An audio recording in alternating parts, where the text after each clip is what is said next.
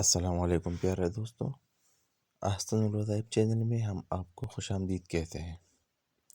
پیارے دوستو، آج ہم آپ کے ساتھ ظلم، محتاجی اور ذلت سے بچنے کے لیے حدیث شریف سے لیے گئے ایک دعا آپ کے ساتھ شیئر کرتے ہیں۔ نبی کریم صلی اللہ علیہ وآلہ وسلم کا ارشاد ہے کہ جو بندہ ظلم، فقر اور ذلت سے پناہ چاہتا ہوں تو اس کو چاہیے کہ یہ دعا پڑھے: اللہم انی اعوذ بک من الفقر والقلت والذلت واعوذ بک من ان اظلم او اظلم۔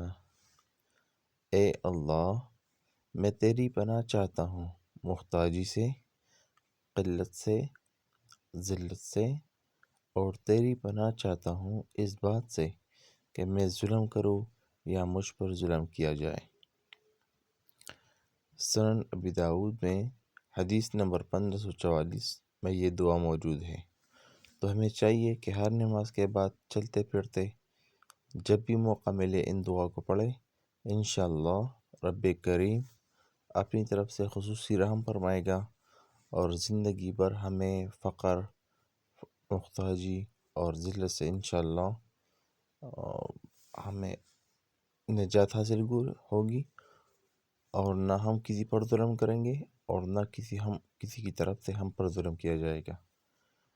تو امید کرتا ہوں آپ کو یہ دعا بہت زیادہ پسند آئی ہوگی۔